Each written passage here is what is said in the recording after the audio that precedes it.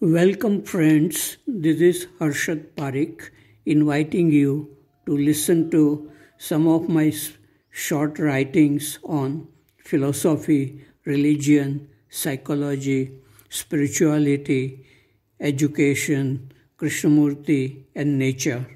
I hope you have a good listening. This is audio number 56, article number 342.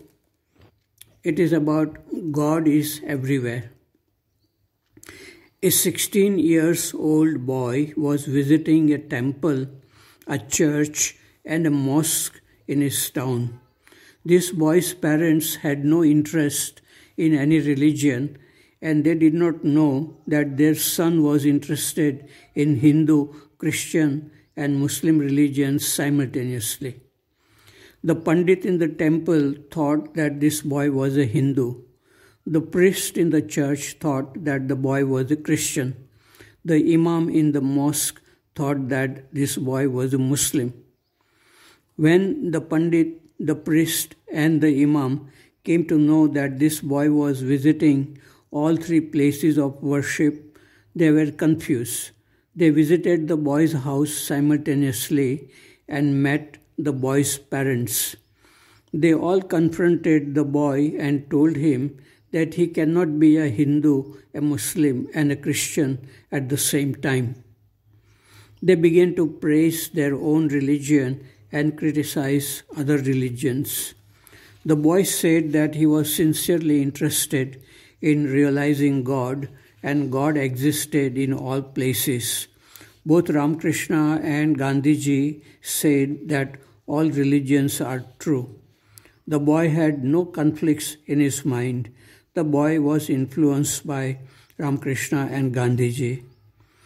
The meeting of the priest, the Pandit and the Imam is beautifully expressed in a novel, Life of Pi, by Jan Martel, the winner of Booker Prize. Conflict exists only when a person is not interested in God and is strongly conditioned by a particular religion or a particular teaching. All religions say that God exists everywhere and within every human being. Those who are really sincere, they begin to learn by watching their own mind how it creates unhappiness, division, and conflicts in relationship. Those who are only intellectuals and not sincere in realizing God or truth will keep on fighting over words and concepts. The real thing is non-verbal. Article number 343, is it possible to be free? A student asks in a dialogue meeting, if a person is confused in his thinking, how can he come out of it? Generally, confusion leads to more confusion.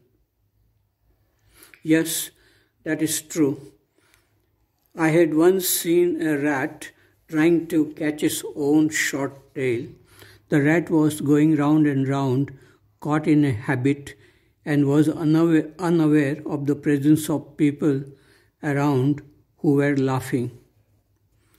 Thinking without awareness is also a kind of habit, and we deprive ourselves of seeing beautiful flowers, clouds, hills, stars around us. Confused thinking can give rise to fear, anger, jealousy, conflicts within and with people around. Such thinking can make us feel tired and bored with life. But a man touched that rat which was going round and round. Then the rat moved straight and escaped from the mechanical habit. Such a touching can also happen to a person unexpectedly by a book, a teacher, or some shocking or strange experience. To one person, it happened while he was listening to a temple bell on a ghat in Varanasi. It can come unexpectedly if one is lucky or if one has a natural curiosity to look at the inner world of thinking and feeling. Such a touching or awakening is a subjective phenomenon.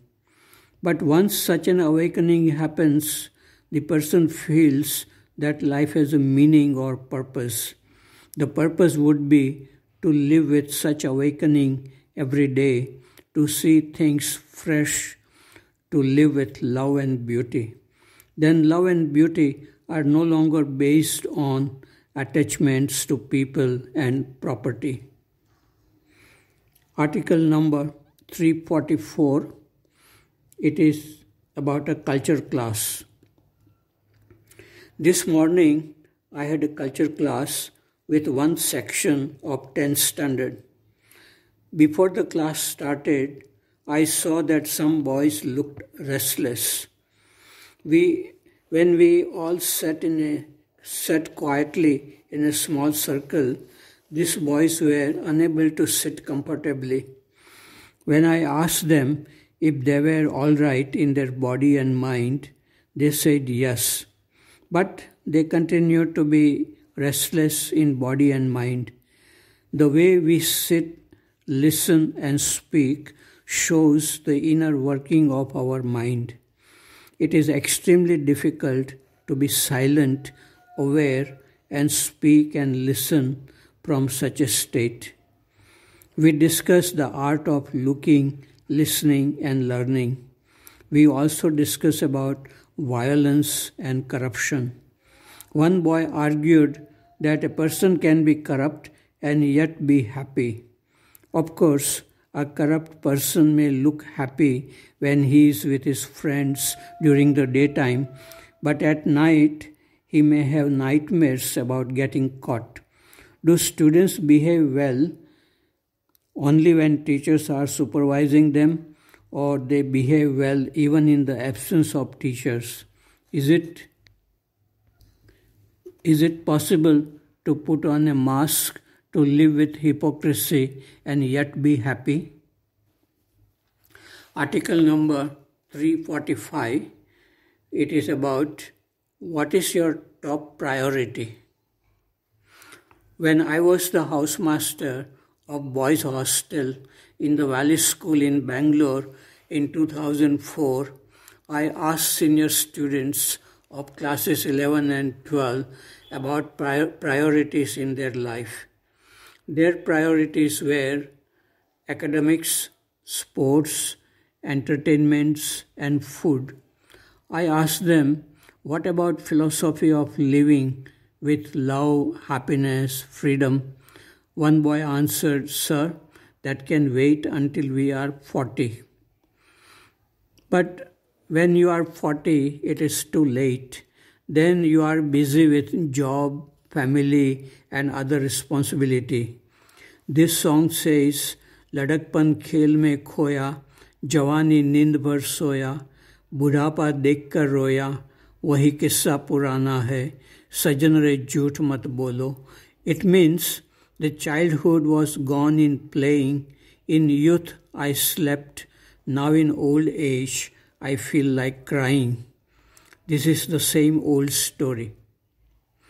One must have a long vision in youth and live with goodness and love. Otherwise, there will be loneliness and self-pity in old age.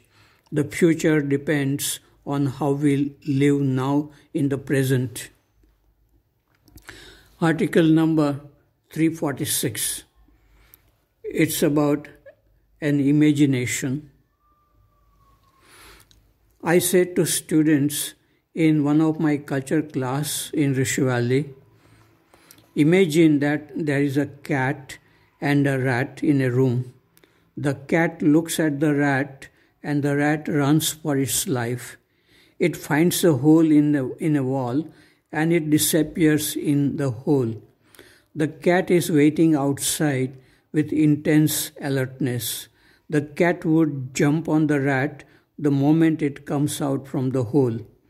Our mind is like that room in which exists awareness, that is cat, and a thought or thinking, which is rat. In acute awareness, thought does not come out from the whole, their memory. You can play with this imagination when you are alone and see what you can learn about the nature of the mind.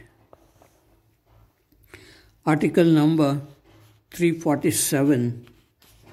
Is silence frightening? Friends, if you have time to be alone, sit quietly and watch the activities of your own mind. What is the first thought which comes to your mind? If you are very alert, you may feel that the mind stops for a few seconds and there is no thinking. If you experience such a state of no thinking, how do you feel about such a state?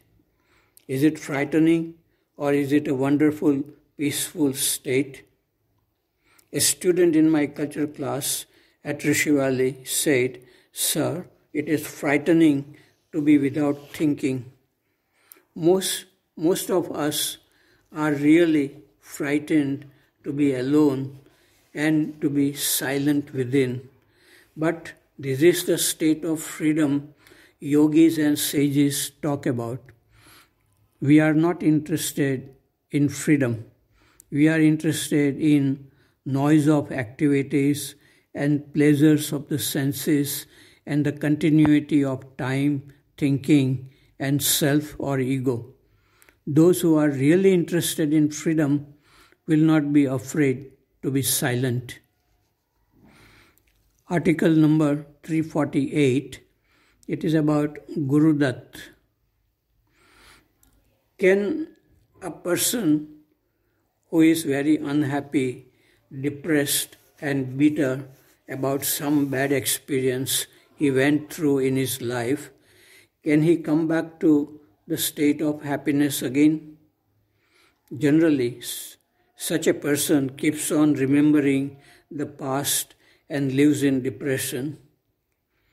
Here, in this old forgotten song from film Pyasa, actor and director Guru Datt expresses the state of depression he went through when a woman whom he loved deeply married a rich man and he remained a poor poet ignored by society. Guru Datt in real life was a handsome, talented actor and director of very good films. But he committed suicide at a young age. Strong negative feelings lead to death. Strong positive feelings keep life happy, healthy, creative every day. There is also a state of happiness beyond positive feelings.